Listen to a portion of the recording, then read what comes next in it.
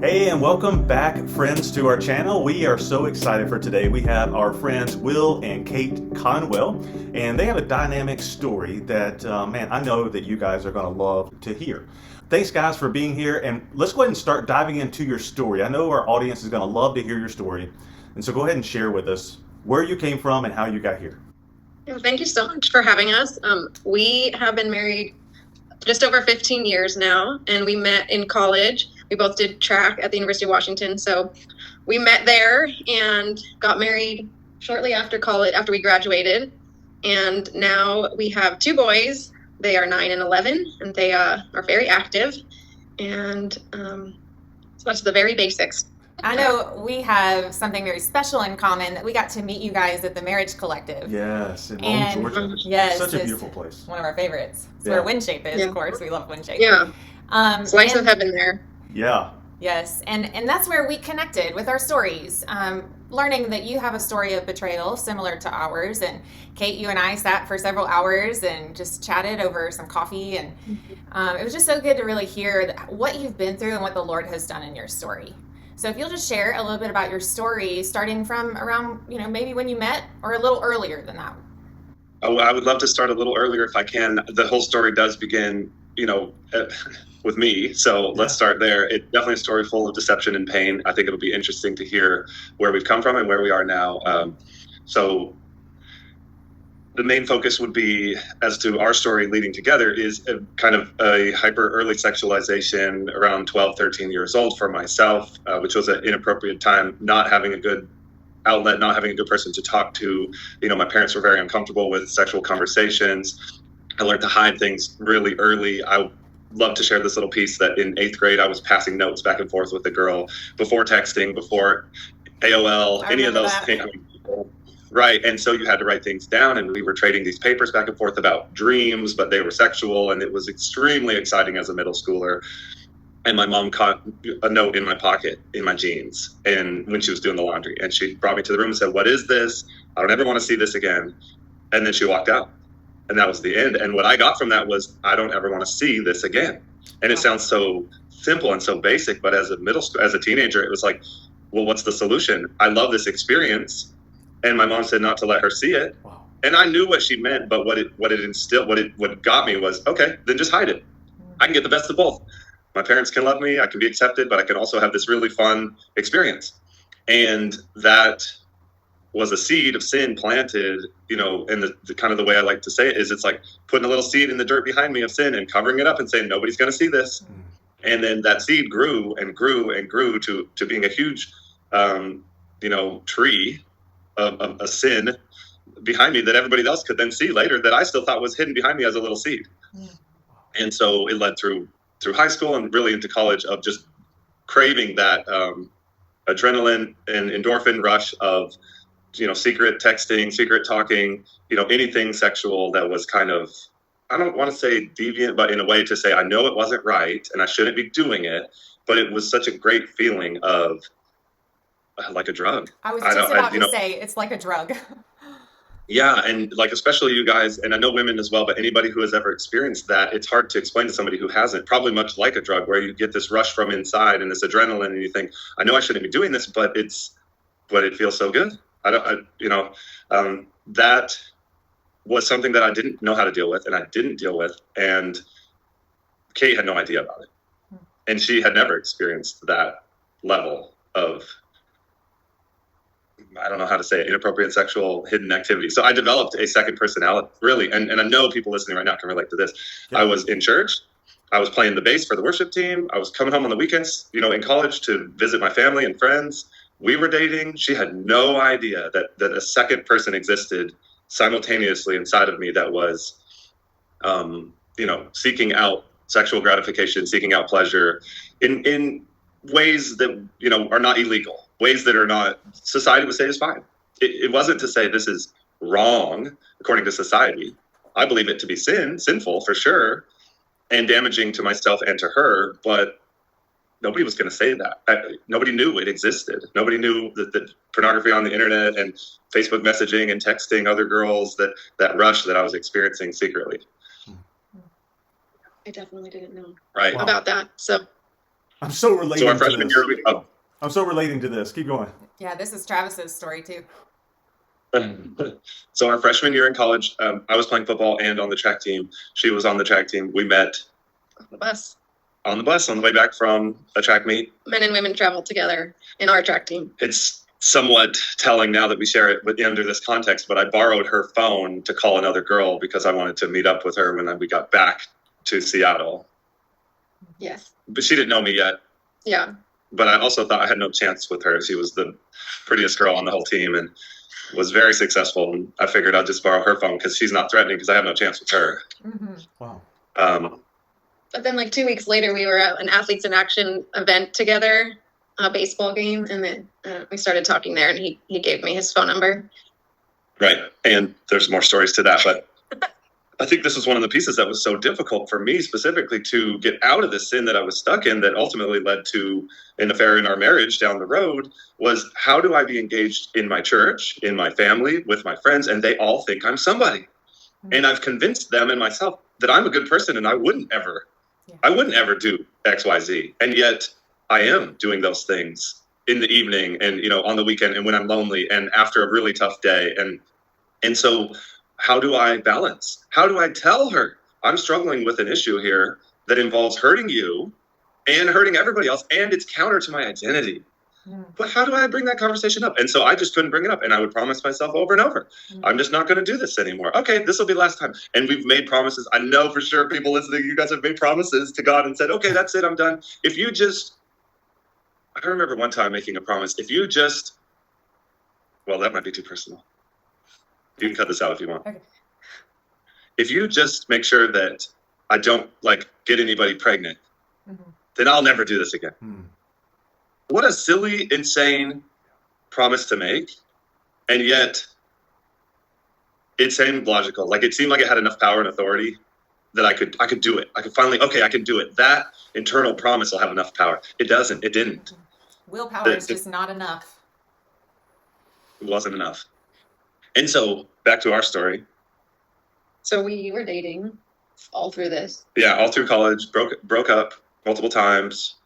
Got back together. This is it. Either we're in or we're out.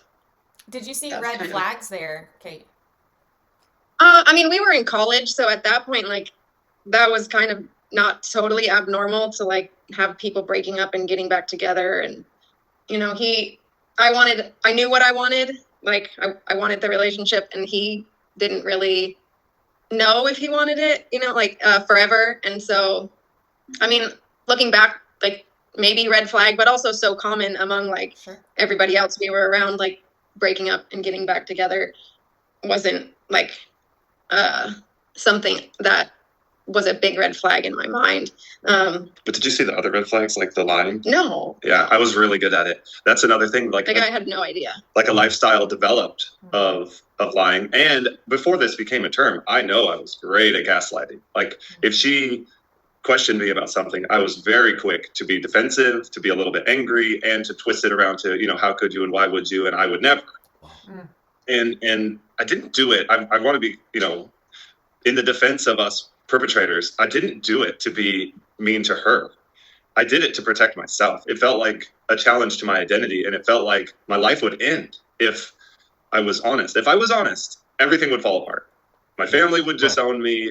I couldn't go to church anymore. I would maybe lose my job, or at that point, get kicked off of a team. I just thought it was all going to end, and so I can't. And so then if you challenged me in that way and said, well, this is who you are, this is how you're acting, I had to deny it. I felt like I had no choice. Yeah. When we did get married after college, and yeah, I really did want to marry her too. I did not want to be who I was in the secrets, but I couldn't get rid of it. Yeah. And there were times, you talk about the red flags, I would have dreams that he was being unfaithful. Oh, wow. And I don't know what triggered them, other than, as we went through this later, the Holy Spirit was telling me I would confront him. I'm a pretty aggressive person. And so it wasn't so I would ask him, is there something you need to tell me? This is the dream I had. Is there something I need to know? Just be honest. And it was no, every time. Probably, I don't know, there was at least a handful of times. It wasn't just one dream. But she would wake up and say, I just had a dream. Have you ever had an affair? I feel like you've had an affair. Have you ever had an affair? And I mean, how am I to answer that question, honestly? And this is a challenge that I have to men and to women listening to this is how can you engage in that conversation? Because I was full of shame and guilt, and like I can't answer that question honestly. So that question was too bold for me. I needed a softer entrance. I needed like a gentle landing, not a crash and burn landing. And I mean, I was not thinking it was anything. I was just kind of asking the question to like calm myself, you know, when you have those dreams that you wake up and they feel really real and you're like, let me just ask so I can confirm that it's not happening. And here's the problem. The first time she asked it, I said no. And she said, okay. And then just like my mom, I knew I could just say no. I didn't have to face that question because there was nobody that could. There was like no proof or no like any outward sign that like I should pursue this. And so when it's just a dream, you're like, okay. I mean, I have all sorts of crazy dreams, like, but so I didn't. But that's a red flag. Yeah. I mean, looking back, the whole like the number of times I had the dream, but that was all I had to go off of was like I'm having this dream where you're being unfaithful. Wow. I don't have any proof. I don't have like any shred of evidence, and I didn't feel the need to like go digging for evidence because there was just not really. I don't know. I've looked back and tried to figure out like what did I miss, and it's been hard to figure out like what could I have seen other than the dreams that would have like helped me uncover something. Yeah, and it's like almost a way that it seems we've heard people almost try to blame. I don't mean to blame, but to kind of, I guess I'll say the word blame to go. How did you not notice? You know, were you just not paying attention? As if it would be her fault for like this all secret life. No, I was really good at it. Like. And so, and to know there's a lot of really good people. People that are good at this. And I hate to put that fear into people who are married thinking, oh no, what if my spouse is doing this and I don't even know? And we'll get to that later because we developed a process between the two of us where there's transparency like you can't believe now. And it's amazing. And I love it. Amen. I love it because it actually gives us a super good foundation where I can say, no, take a look at everything you have access to. There isn't any hidden spot now. I probably gave away the goodness, but we're getting there. Keep watching. Okay, so now we're married. She's having some dreams. We're living in Alabama. I'm training down there with this like really great coach who's coaching all these Olympians. I'm trying to make the Olympic team in the discus for track and field. She's very supportive. She dropped her business and moved across the country. We've had our first child, and I am just like, not performing as well as I want to. We've moved all the way across the country. I'm feeling a sense always of like, I need more validation. I haven't succeeded. You know, I think that's the core of it. I've looked into this a lot. It's like, what was I doing? And part of it is just the drug feel, the fun or the adrenaline. And then the other part though is, but how can it go from texting to picture sharing to meeting in person? How does it make that transition? How did I allow that transition to happen? So I went on several track trips and at one point met up with a girl and had an affair. And it was very much not ever did I want to leave my marriage, and never did I want to not have my son, and never did I want to start a new life. That's not what I wanted. So I try to think back to how did it get there? And that's why the best analogy and the best example I can give is that planting of the seed of that sin behind me and just not looking at it. And it grew on its own, and I didn't do anything to stop it, and I didn't expose it intentionally early, which I would have loved to go back and go, hey, what's wrong with me? Why am I acting like this? Somebody help me. Yeah. Right. But instead, I just didn't say a word. Yeah. So one day we had at this point moved back to the Northwest after you were done training, had a job together, managing some apartment. Yeah, she still didn't know anything. Yeah. And picked up his phone one day because we worked together. I wasn't like looking for something. His phone went off.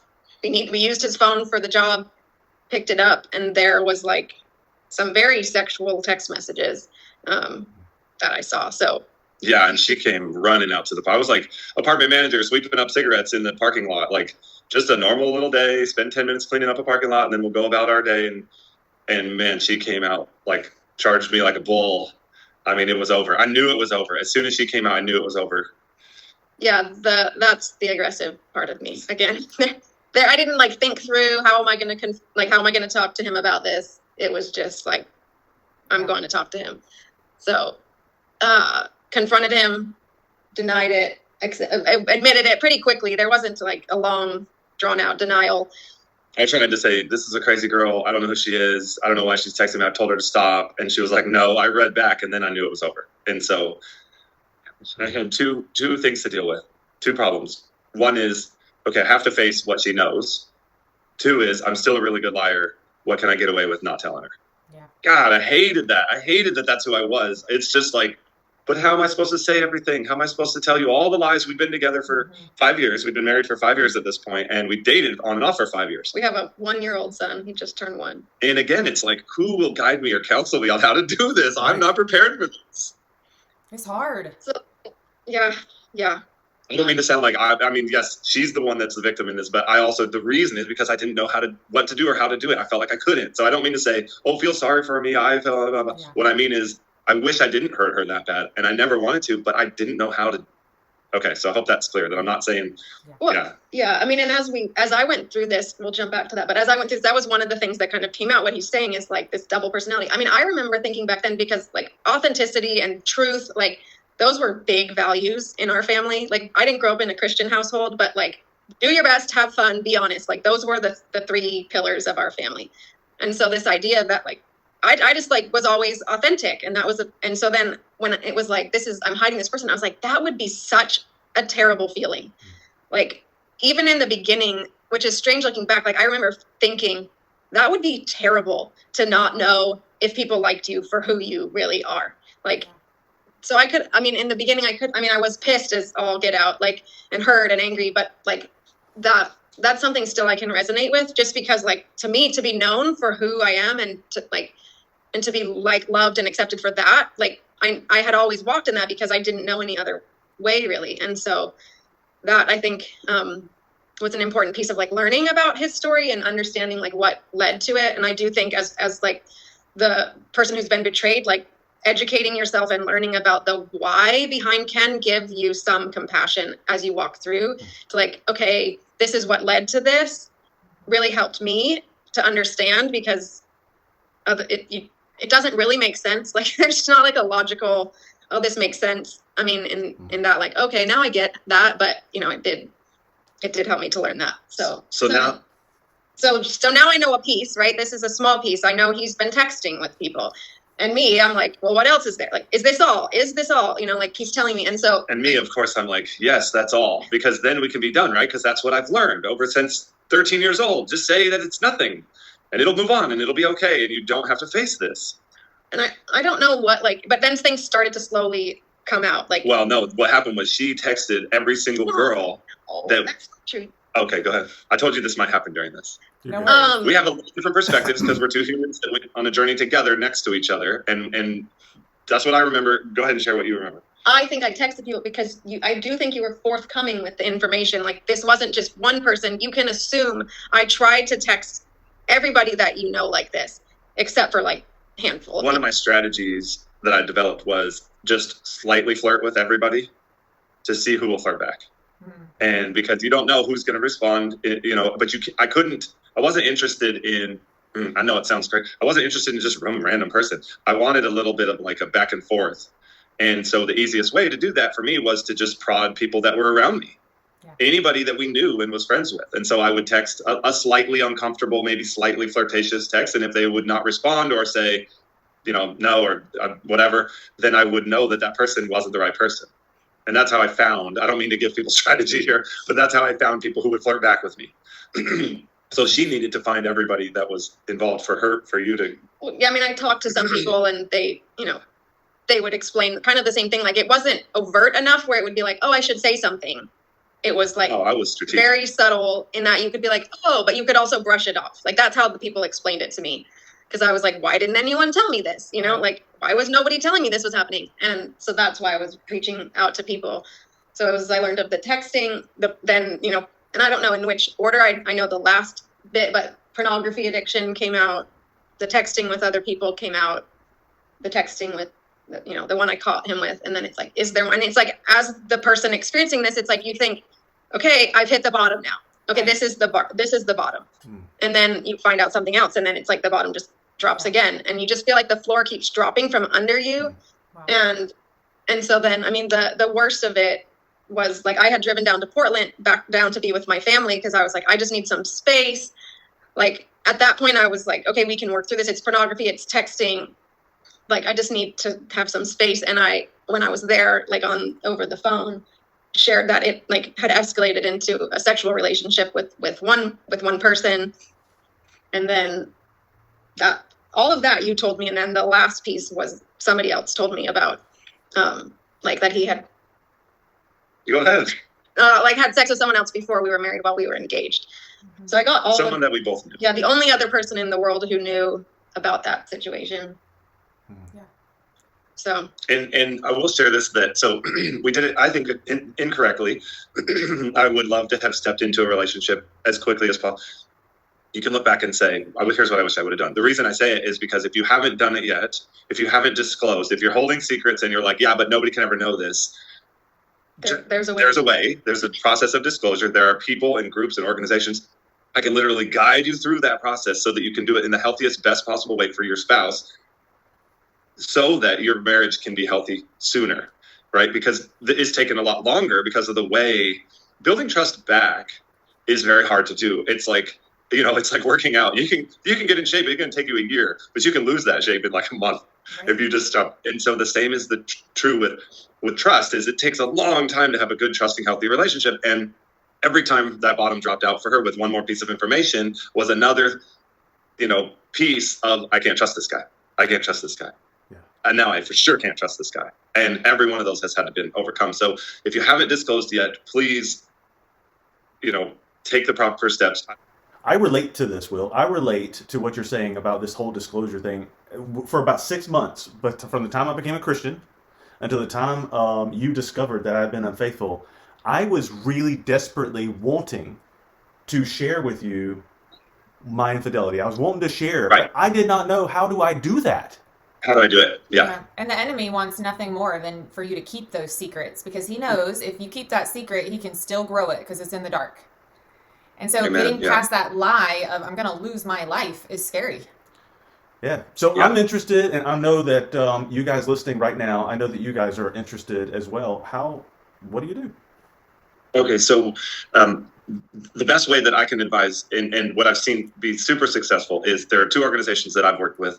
I know there's others, so I'm not saying anything, but here's 2 that you can do. Pure Desire, which is based out of Portland, Oregon area, has a whole program, and they'll put you through, literally they take, maybe I shouldn't tell you because you'll be nervous. They'll put you through a lie detector test, they'll put you through counseling, and they'll do you first as the person who's done the perpetrating, and then they'll bring your spouse in, and they have a whole process, and it's they will guide you step by step. They take you by the hand and say, you ready? And it's amazing. And the other one that I would highly recommend, if you're not ready to go that deep yet, and you just go, I need to explore this, I need to know myself, and then I will, I need to figure out why I'm doing this, and then I'll disclose it, which is actually the recommended method, is to know first what you're doing and why you're doing it, and to have some success in the correct direction before you disclose. Because if you disclose immediately and you continue to repeat the sin, you'll continue to damage that relationship. And I don't mean to keep it hidden. What I mean is start your process of healing. And so 423communities.org. So I've been a leader in 423 for the last 8 years. It's a break off of Pure Desire. They're very united. They're not one versus the other. They just serve in slightly different ways. Wow, that's great. So go to that website and join a group. That's a great resource. I think, I think as the person that you're telling the information to, the big piece of it is that you get it all at one time. Amen. Because what I got was called a staggered disclosure, which then, like you said, it's, broken trust repeatedly. And also, it can be, this is a traumatic experience. For me, this is the most painful thing I've ever walked through. And so to have it kind of over time is worse for the person hearing the information, and it can have a more traumatic, damaging impact on the person receiving the information. And so it is better if they can, as terrible as it will feel, like to get it all at one time dumped on you is unfortunately the best way to do it. Yeah. There's more. Would you like more? Yes, please. So now she has as much information, I think all the information. Yeah. And she takes our 1-year-old son and needs a place of healing and health. And she calls, we just moved from Auburn, Alabama, and there's this wonderful group of amazing women out there that was our community, because we had been living there, and we had only been living back in the Northwest for like a month. the point of it is, yeah, you need community. So she immediately tied with her community and flew her and our 1-year-old son back to Alabama and curled up in a ball. You could say it differently. Yeah. And cried, and these women comforted her and loved on her and like just gave their days to her. Wow. In her, you know. Yeah. I mean, at this point, like I said, I mean, my days are spent like half the time in a puddle on the floor. Like, you know, I'm in tears, crying, praying, and I didn't know at this point if I wanted to be married to him anymore. Like once I found out about the actual like sexual cheating out, that was like a big like question mark to me. Like I don't know what I want. I do know like I'm totally broken. I can't function anymore. Like I'm a super highly functional person, overachiever. Yeah. I can't do this. Like I can't function right now at all. Like I have a 1-year-old too. Like at that point, I mean, if you're a parent, you know, a 1-year-old needs its parents. Full-time care. Yeah. And so I called these people. I'm like, look, this is what happened. Like, can I come there? And they're like, yeah. And I'm like, no, like I cannot take care of myself. Like I can't take care of myself. Can you take care of me? Can you take care of our son? You know, and they're like, come on, you know, and so I lived there, you know, for a couple of weeks. It felt like a very long period of time. Like I think it was around 2 weeks. Which, you know, if you're in my spot, like, please don't put my timeline into your timeline because everybody's timeline is different. And, you know, this is mine. And I think because I literally stepped out of my life, like, and took everything else off the table.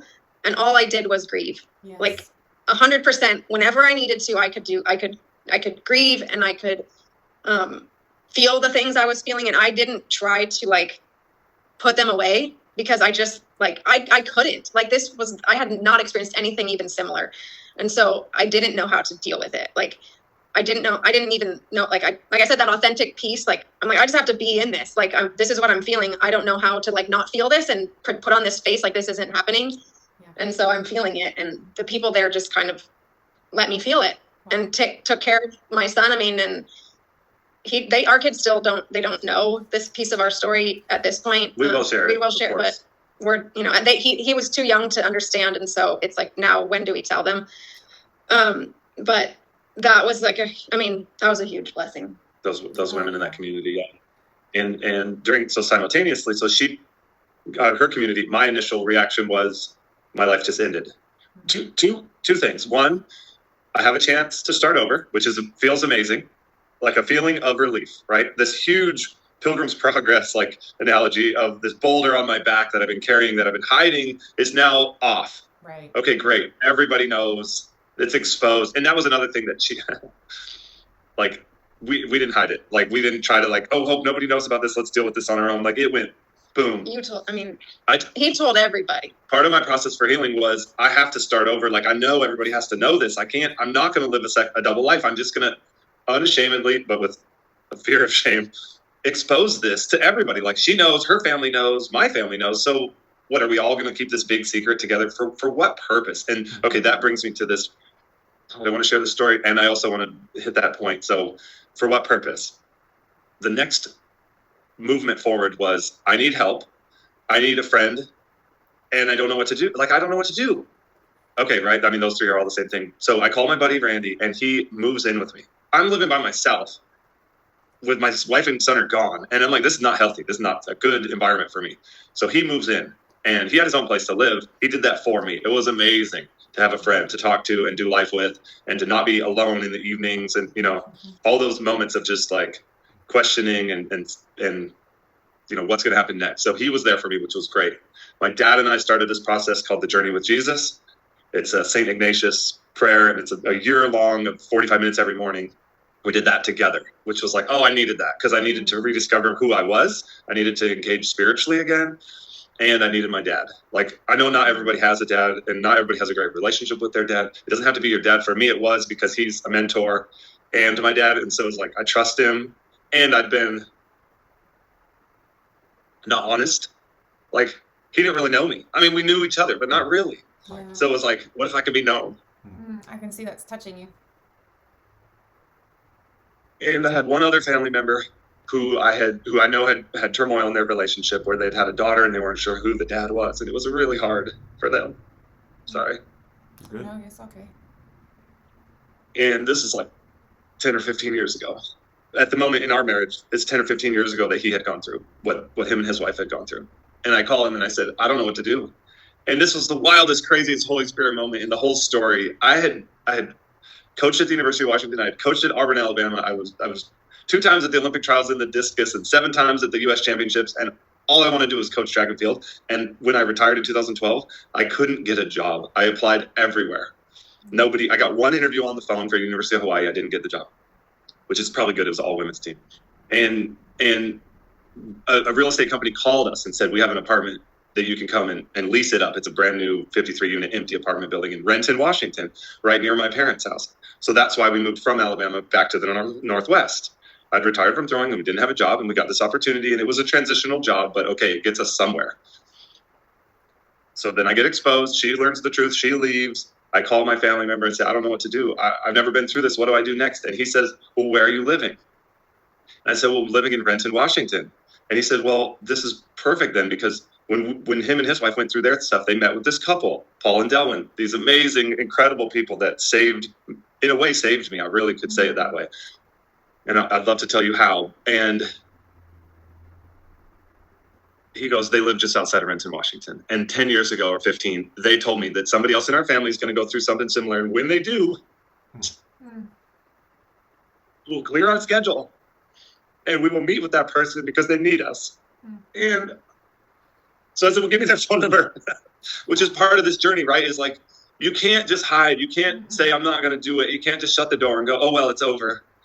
And that's why I wanted to tell people. I didn't want to tell people, but I wanted a fresh start. I wanted to be like, what's next? Not to wallow in it and go, oh, woe is me. She left me and I can't go anywhere. My life is over. And I felt like that. I'm not saying I didn't feel that way, but I didn't want to feel that way anymore. Just immediately, I was like, I don't want to feel this horrible feeling that I'm just a loser and my life is pointless and I've ruined her life and everything's a lie. Okay, fine. That's in some way that's true. But let me follow Jesus's words to die to myself, because that's my old me now, which was I was like, oh, now I get it. I'm going to die to that person. That person can be dead in the Christian sense. If you're not a Christian, that might sound weird to you. If you are a Christian, you know what I'm saying. But this idea that you can literally say, I'm not going to be that person anymore. And that's the old me. And the new me is filled with Christ instead of filled with myself. Yeah. And so I went and met with these people and they sat me down. Okay, you guys who have been liars your whole life, you people, it might be women too, that have lied your whole life. This lady sat me down in her living room and said, I will take you through this process, but you're going to sit here and I'm going to ask you questions and you're going to honestly answer every single one of them. And she goes, and I'm good at telling if you're lying. And if you lie to me one time about one question I ask you about your past and your choices, then this will be over and we won't move forward. And I was like, remember, I'm a trained liar. That immediately, I felt my body was like, I got shivers, I got cold, I had to make a decision. And it felt like at that very moment, I had to decide, am I going to move forward or not? And I knew I already wanted to. And I said, okay, I'm ready. And she just grilled me, when was your first girlfriend? When was your first sexual relationship? How many different partners have you had? Name their names. And I was like, I don't want to name their names. I don't want to talk about that. And she's just like, this is the process. You're going to get it all out. You're going to be honest for the first time. And it was like, oh, it was so incredible. And it was so refreshing. And this was really hard for us because afterward, we prayed together. It was very biblically based. It was very healthy. Her husband was there the whole time right behind her. And then so they took me on this 2 to 3 hours a night, twice a week for several weeks, just coming into their house, reading Bible verses. We would rewrite them into make them personal instead of, God saved the world. Jesus saved me. He shed his blood for me. And it was like, oh, this is so good. I needed it. I just so needed it. And it was really hard for her because she wanted me to have that. But I was experiencing joy and freedom at the same time that she was experiencing total death and betrayal and, possibly the end of her marriage with a 1-year-old. And all of our relationship had been a lie up to this point. You can speak more to that. And he's like, no, I'm a new person. And I'm like, well, you look the same. Like, you appear to be the same person to me. Like, visually and words and like your words are nothing to me. You've been lost for who? I mean, the entire time I've known you, I don't know what's true and what's not true.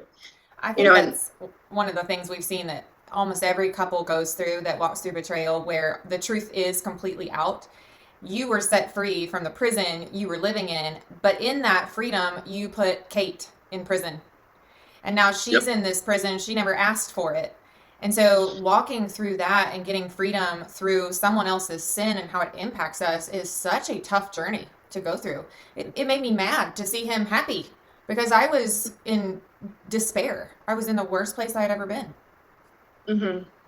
Yeah. And yeah, same thing. And so, he would tell me what's happening, and it's like, that's great, but like, I am hurting, and I think it's important, like now looking back and learning what I've learned and like now helping other women in my spot, like it's really, I was telling him the other day, I'm like, we really did a lot of things right without without like having this, like, here's what you should do.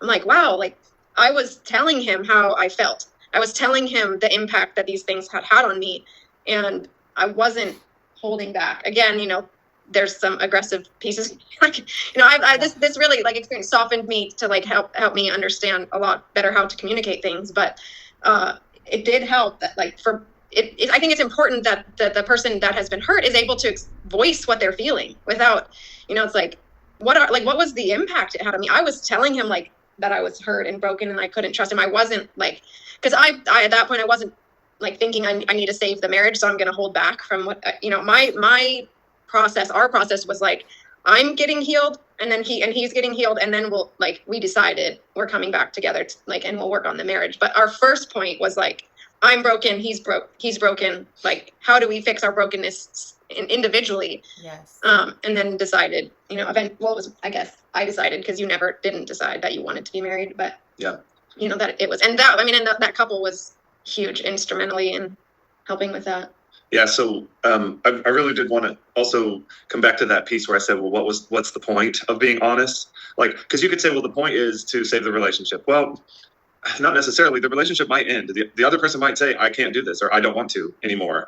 It's also possible that you don't want to be in the marriage or the relationship anymore, which is why you could be acting the way you are. I mean, I can't say that, and I don't, but I can say this. Through being honest and transparent, what I know of myself, and if you were willing to take that journey, is I could stop being worried about my own glory, and I could start giving glory to my Creator, to God, and to say, I'm willing to share my testimony. I'm willing to be honest, right? Because we're called to share our testimony. Our testimony is our story. It's not just, when I was 12, I committed to Jesus and I got baptized at summer camp. That's great. That's a part of the story, but it's not. The testimony is we're living our testimony daily. So if I'm willing to share my testimony, we're doing it right now, then I'm saying, this is not about me. Because I messed up all over the place and failed I've just shared all the ways that I failed, and there's a bunch more that I haven't even told you yet. Because God saved, the reason I share that is to say, it's not about me. God saved me. Yeah. And so he gets the glory when we share our failure or when we share our story.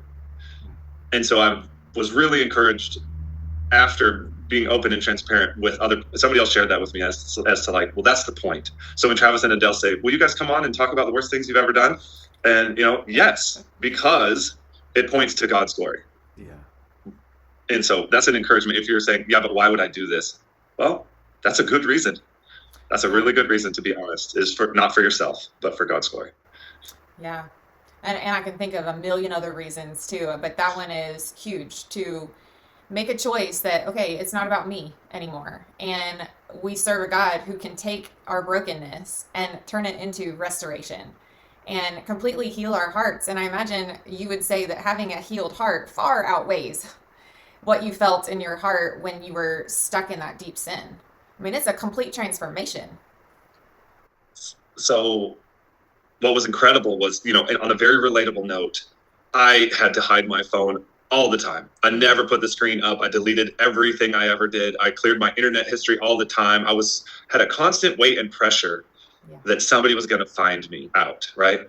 And I would have to, if I had an inappropriate text or, with another woman, and I would say, don't share this with anybody. It will ruin me if you, kind of a manipulative relationship. And it just was this, you can't be real. And the worst part was, I think the very worst part, which I didn't know it was happening until afterward, now that I've experienced it, was our relationship couldn't be as intimate as possible, emotionally, spiritually, physically, because I wasn't giving her. There was part of me, say I was 80 or 90% real and 10 or 20% lies. And those lies were separated. So if this is my 80% and 20% over here, she doesn't get this. Yeah. I won't give this to her. I won't show it to her. She will never know me. Yeah. And so then it's like, okay, now I'm 100% real. Now she knows me. Now we can be intimate in all the ways that was meant to be, and our relationship can be complete. But I have to be willing to share all of myself, including the bad. Yeah. And she has to also be willing to do the same. That's beautiful. I know our story is relating so much to their story. No doubt. So in so many ways. I'm curious about something around your hearts, Will. Whenever Kate came to you in the parking lot and you're out there sweeping and she's showing you this, when did you come to the point where your heart shifted and you're done? You're done with living a double life. You're absolutely done with that, and now you want to be fully committed to Kate and your marriage. Yeah, it wasn't at that very moment. I wish it could have been, because what I needed was full exposure. So I know some people make the decision themselves, and I applaud that. Yes. It's like, I don't want to be this way anymore. I'm going to tell her my secret. Like, okay, I work with men that this is what for the last 8 years, I lead a group for men that want to, start this journey. The ones that do it that way, that are open and honest without being caught, their relationship becomes healthy with their spouse quickly. Yes. The ones who get caught, like me, I had developed a life of secrets for way too long. I just couldn't do it. It wasn't until that phone call when she was in Portland. I'd already admitted about texting and pornography, but she didn't know that I had had the sex with somebody else. I had already admitted to having sex with somebody, but not the second person. I had had 2 different affairs, and I knew I could keep that second one secret because nobody knew. The first one I wanted to get off my chest. The second one I didn't. I wanted to go to my grave with that one. But she called a friend who told her about it, and Kate confronted me on it. When I admitted to that, that was it, because that was the last secret I was holding. So I hate that it took me to that point, and that it took her to that point, but I had to get all the way down to that last secret. And it was really God's grace, because if that hadn't have got let out, I don't know that I would have made a turn. I needed it to come out. Yeah, I think it really takes a level of brokenness to say, okay, I'm done. I'm done with this life that I've been living. And there was something that you were talking about earlier, is the why. That's the main question that women have when their husbands are cheating, or it doesn't matter, either spouse, is why did this happen? And I think it takes bravery and courage to go seek out, as the betrayer, the why. Because a lot of people don't want to do that. They just want to, okay, I told you, it's out. Can we just move on? We just won't talk about it anymore.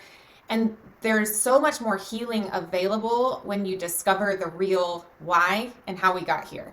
And I know that was the case for us, and it really sounded that way for you guys, is you have to really want to go seek that.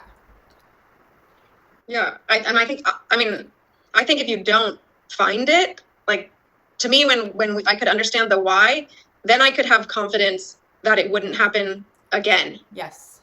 Because if you don't really know why it happened, or you maybe label something, oh, this is, whatever, but you don't really understand, like, what was the root of why this happened, then it's like you're just kind of hoping that it doesn't happen again. But it does. You don't just, at least in our story, you don't just like decide this one day. It wasn't like just, okay, I just made this mistake. There's, as you could hear, there was all these things that led up to, Right.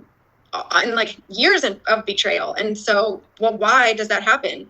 And, society will look at an affair and think like, oh, well, you just, you weren't giving him enough sex, or like he was unhappy, and like, I remember as I started to learn, like, learning about this was like huge in my healing process. Like, and so I wanted to tell people, like, oh, this is what, this is what I'm learning. It's not, and it's like, you feel like you have to explain it, because it's like this idea that we see in movies, or that I can't even go back there because of like how much I've learned to like put myself in the place of someone who doesn't understand. Yeah. But there's like so much misconception about how and why these things happen. Yes. That's why I think women feel like so much shame, yes. Or the person who's been like feels so shamed, because the way the world presents this, like, it's just like, well, you weren't good enough. And so that's why this happened. And so that's what, like, I want you to hear, if you've been betrayed, like, it's not because you're not good enough. Amen. Like that.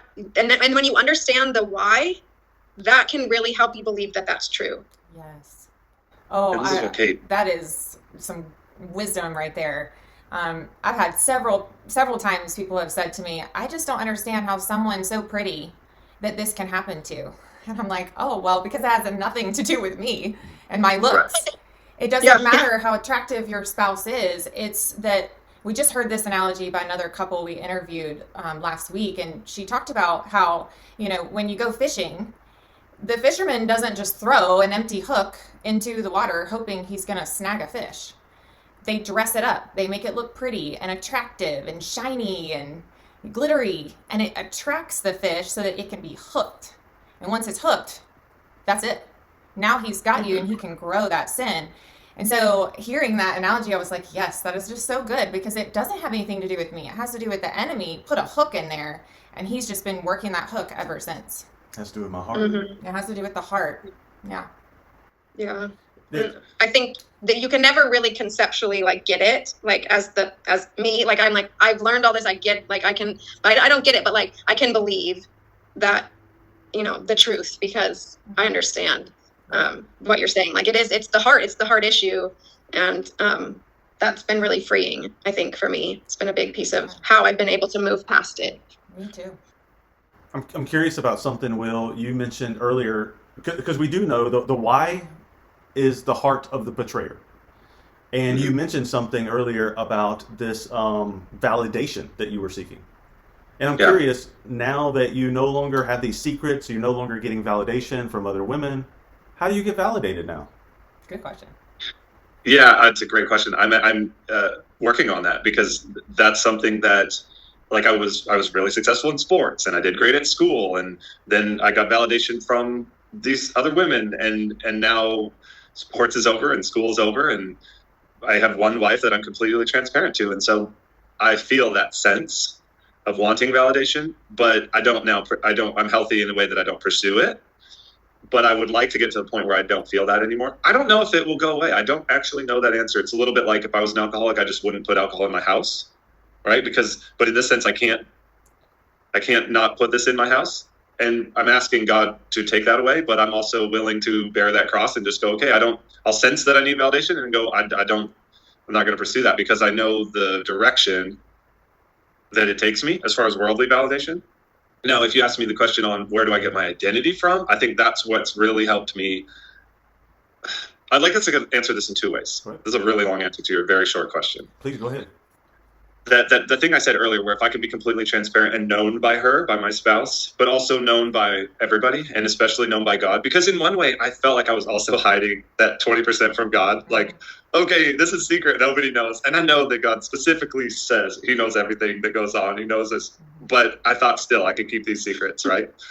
To be known and to be exposed also leads to the opportunity to be loved. If you don't know 20% of me, then I don't think you can love that 20% of me, which is why I'm not letting you know that. But if you know 100% of me, then I am able to then know that you can love me, all of me, right? Both through my spouse and through God, my creator. So that, I think, in itself has led to me not craving the sense of validation nearly as much, except for now it's an extreme, really hard day at work, getting yelled at by customers all day, and then come home I need some validation. I feel bad about myself. But those moments, they're short. And they're very specific. I guess I could say it that way. The second part of that answer is I'm still in a community 10 years later of men who want to live a healthy lifestyle and address this issue of sexual addiction or pornography use or just integrity. I mean, you could just say just being honest and having integrity with your spouse. And some guys come and go. I've committed to it as a leader, but also as a lifestyle, to say, when would I not want 10 guys who know me all the way, my whole story, who love me and care about me, and will each week I can share for 5 or 10 minutes about how my week was going and what I'm working on that week, and they can say, awesome, man, keep going. When would I not want that or need that? And so I've stayed in it all these years. I think I will forever. I just can't imagine being alone again after knowing what those quality relationships add to my life. I'm curious with you guys about, or Kate, with forgiveness. What was that like for you? Was it really easy to forgive? Did it take time? That was definitely a process that the couple, Paul and Delwyn, helped us work through that, and I think a huge piece of it for me was learning also the difference between forgiveness and reconciliation. And so, forgiveness is really for myself. There's that common quote, unforgiveness is like drinking poison and hoping the other person dies. Right. And so it's I'm carrying around this unforgiveness towards him. And so learning that, I mean, they were just so amazing. Paul Paul and Dylan, and and understanding that I could forgive him, but that doesn't mean I accept what he did was okay, that we have been reconciled, that I trust him again. Those are all different things that need to be walked out. I can forgive him and not trust him. I can forgive him and not be reconciled to him. And I think that is important no matter what your relationship happens. The forgiveness piece is for me and for you as the person who's been betrayed. And so the forgiveness definitely came before the trust, before the reconciliation, before all of that, to be able to forgive him, especially as you figured out we kind of had glimpses into how and why this happened pretty early. So like I shared, like that idea that he was not known for who he was, like that just like got to my heart. And so that helped me to be able to forgive, because I was like, that would suck, like walking around like that. And so I could forgive that piece of him, but then the idea of building trust and reconciling the relationship took a lot of time. Do you want to know how we did that? Yeah. How you rebuilt trust? Yeah. Absolutely. Yeah, I would love to know. How did you guys? Okay, you start. Yeah. So I think he told you about Delwyn and how she sat him down and lie detector. I mean, and the crazy part about that is she's like, we've talked to her about this, and she said she doesn't remember saying that. Oh, she did. Like, that's the Holy Spirit right there. When it's like, not that she doesn't remember having the, but that she said that. I mean, and he told me that, and so I was able to trust Delwyn. I didn't have to trust Will first. Yeah. I could trust Delwyn, and that Delwyn was helping him, was being honest with me and helping me to get the truth and helping him to build the truth. And so it took a long time to trust him, and we put some things in place, but like this idea of like, how do I know I've gotten the whole story? If that's important to you, like I absolutely believed I had it all because of Delwyn. And that's what people will use a lie detector test for. Some people really think that that's important. I had a personal lie detector in Delwyn. And so I knew I had gotten it all out. And so then from there, we could start to put things in place to rebuild the trust. So yeah, she also made a very clear statement when we very first said, okay, we're going to move forward. She made a clear statement. This is, if this ever happens again, it will be over. I will go through this once with you, but I won't be able to do it again. And so just know that if you make that choice again, it'll be over. And that was a really clear statement at the beginning of a boundary that she had, that she communicated well, that I thought, okay, this is great. Like I know the boundary, where I didn't know the boundary before because we never talked about it. Okay, so then we also had some very clear outward signs of how we were going to rebuild trust. So one of the ways was I completely deleted all my social media. So how was I engaging inappropriate through my phone, through Facebook? I don't think all the Instagrams and everything wasn't there yet, but that would be the same now today. It's like TikTok, Instagram, all those social media accounts gone. I didn't sign out or change my password. I deleted them. They were gone because I was like, I don't want to do this. It doesn't have the value, being on Facebook or being married and having my son. Like, give me a choice. I'm going to choose my wife and my son. So it was a very clear, easy cut. Let's get rid of all that. We went through together my Gmail account and deleted every female email address, contact information, just gone. Yeah, phone out of your phone. We went through the phone and cleared everything. I changed my phone number. Like literally went and said, I want a new phone number then didn't put anybody in my phone from my past. Like only put them in if they mattered now going forward. And that way nobody could contact me, because that was also a concern, was what if somebody reaches out to me and it sparks my interest and re-engages me? Like, you don't even have my phone number anymore. Yes. I mean, looking back now and knowing what I know now, I mean, the steps that he went through and that we took, again, like not everybody takes those steps so quickly or at all. But you can. But you're right. I mean, it's choosing, like, are you ready to make a change? Like, do you want this relationship more than what you were doing? Yes.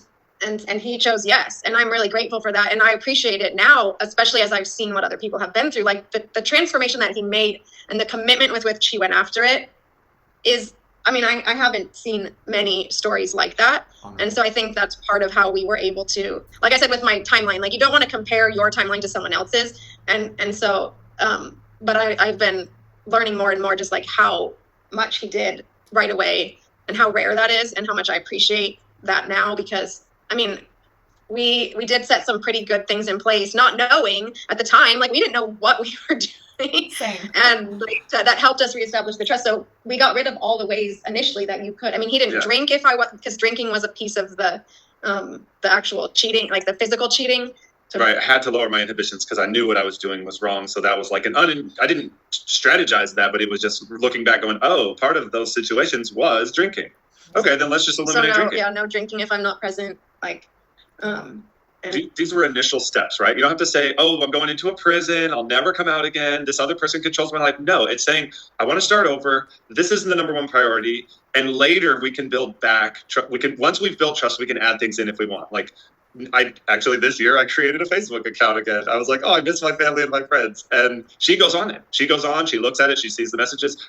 She does that. I don't care. It doesn't matter to me. I don't say you have or don't have permission. It's up to her. I don't have to fear and my phone at all. I don't care about my phone anymore because there's nothing secret on it. It feels so good. So if you're like on the other end of the screen going like, well, yeah, but I can't do all that.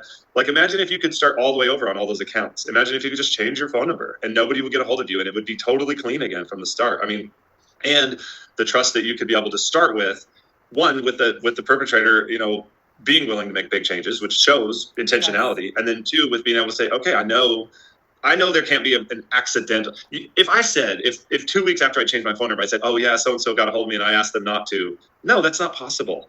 Mm-hmm. You got a hold of them. Yeah. It makes a very clear, we're not going to do lies. We're not going to, it's not going to be a confusing situation. This is very clear from here out how we're going to. And just to be clear, I can't force him to do that. No, I wanted to do it. I asked for things that would help me rebuild the trust, and with the intention that this is what I need in order to rebuild the trust. I mean, I think some of them he just came up with on his own, and some of them were things that I said or asked for. And so I think you want to, as the person that's been hurt, you want to control the situation and okay, if I do this, then this will happen. And if I say this, maybe, then this will happen. And that was the biggest lesson I learned, I think, from all of this that's been helpful is I'm not in control. I cannot control him. I cannot force him into anything. And that's really scary, actually. It sounds obvious, right? But it's really scary when you say, hey, I need you to text me every night because we weren't living together. I need you to text me every night before you go to bed and tell me one thing that you love about me. That would help me, rebuild trust and feel like I'm cared about. I can't actually make him do that. And I remember feeling so scared that he wouldn't do it. Because if he doesn't do it, then I'm thinking he doesn't want to be married to me anymore. And this isn't going to work. And what happens if I say this and it doesn't happen? And it's really hard because it's to me, I'm well, either he does or he doesn't, right? And it's walking in the reality. So you put the things there that you need, and then you can, understand as you walk through it, you're going to need different things at different times. Maybe you need something in the beginning that you don't need anymore. And maybe you put a boundary in place and it doesn't work, and you can work through that. But it's this fear. It's sometimes fear that holds us back of saying what you need. But yeah, because it could expose the truth. And yeah, exactly. And the truth is hard to deal with, but the truth is the truth. I've heard the truth will set you free. Yeah. I've heard that somewhere. And that's where the authenticity and the realness, and I'm I'm going to have a real relationship or I'm not going to have one at all. Right. And people would say, oh, if you can get through this, you'll come out stronger. And I'm yeah, we're either going to come out stronger or we're not going to come out of it. I'm not going to be back in a relationship where it's mediocre. Okay, yeah, we're going to come out of this and we're just going to be surviving. I was as much as I think God's heart is for marriage and that's what I wanted, I also wasn't willing to have a crap marriage after something like this. Well, she had an opportunity. I mean, I don't want to say that an opportunity, but infidelity, we both believed that is a reasonable reason to end a marriage. Inside of, and I don't mean to get biblical. If people have different points of views, we really did believe that that's okay inside of marriage. If somebody is unfaithful, they have shattered the vow of marriage and they have ended basically that agreement that from the marriage. And so if the agreement's been ended by the action, then the other person at that point has a choice.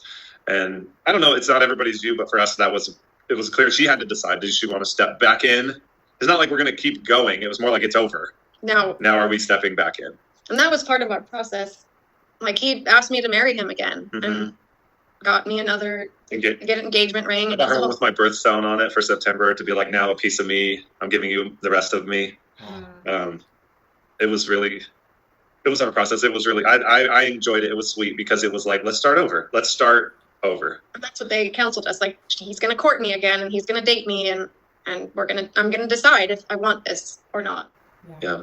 I am so blown away at how many similarities there are in our stories. Because everything that you shared about how to rebuild trust, we did those things also. And we work with couples where the betrayer doesn't want to take those steps. And I'm like, but if you say you want the marriage, then why not? Like, why wouldn't you go to whatever it takes to save the marriage? And I think that just shows selfishness, and that maybe there's some things you're still holding on to that you don't want to let go of. And that's why you're not being fully transparent and walking through the steps that need to happen.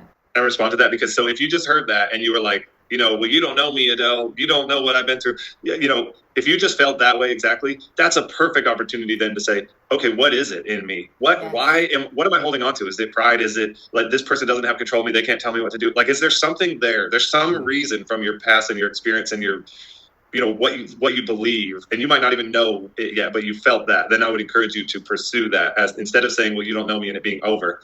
Then know yourself as to why you would be unwilling to do those things, because it's the first thing is to know yourself before you can fully re-engage into that marriage anyways. Yeah, I think a lot of people think that I'm losing something by getting rid of these things in my life, but really you're protecting the marriage.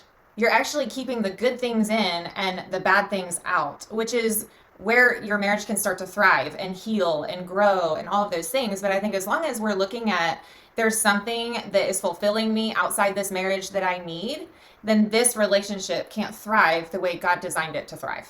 Is there anything else that either one of you would like to share? Maybe you haven't said, or something on your heart that you really want to say? I do think that we both have a strong belief that, and we said it briefly, but I want to harp on it a little, that the first thing you have to do is to pursue your own healing. Like, because people will jump right into, okay, let's save the marriage. Like, yeah, but how?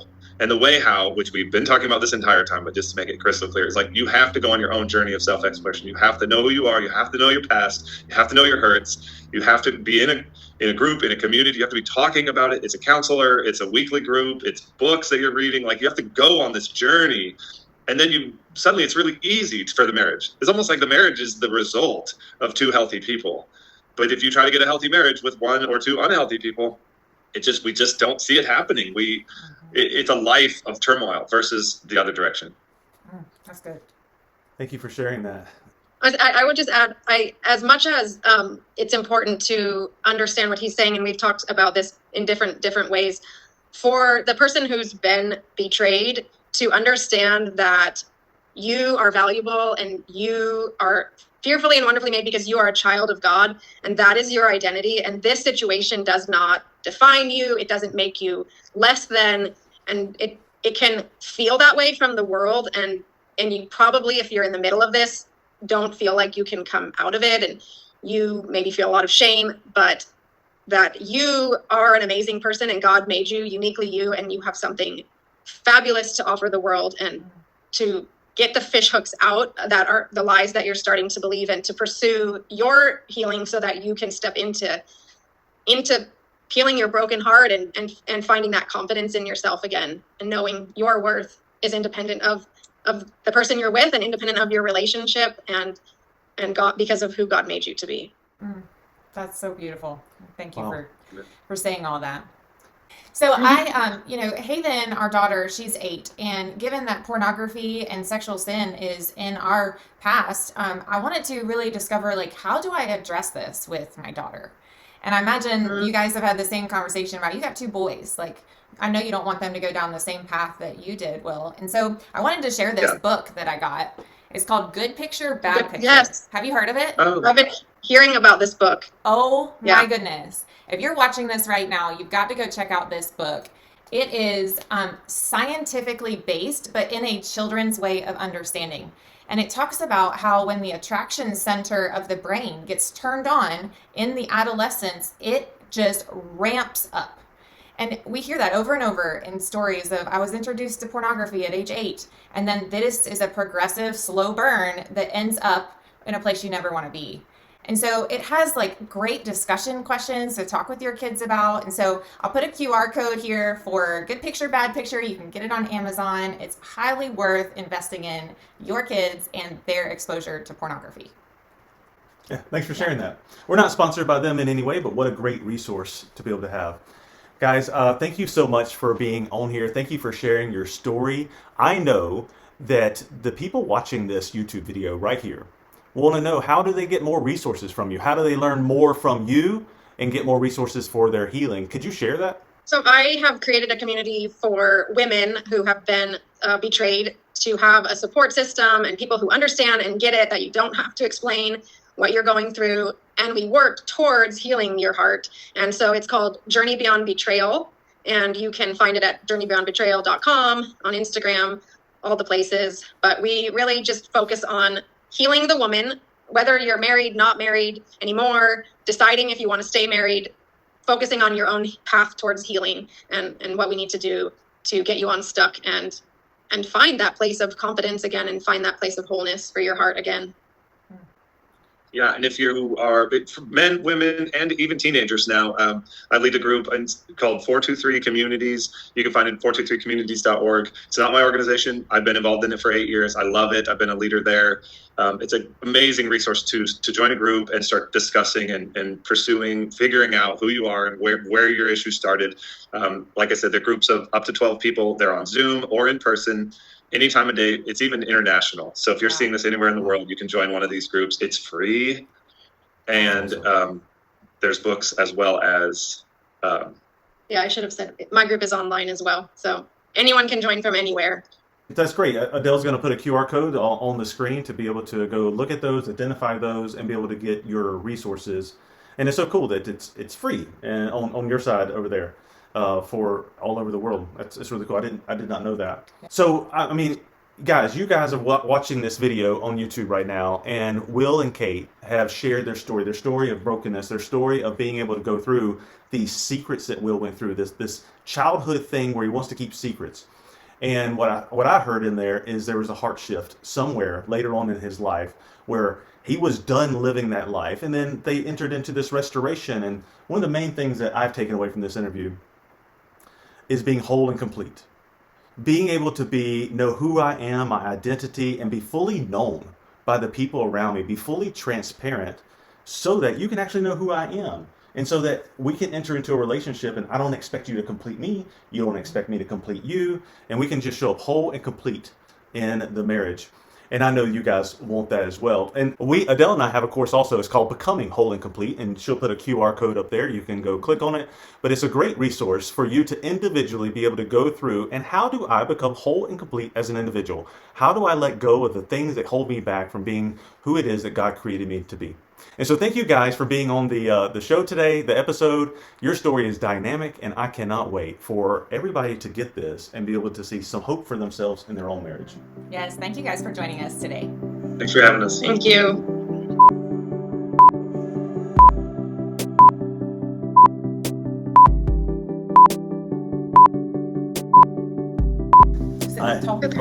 Good stuff.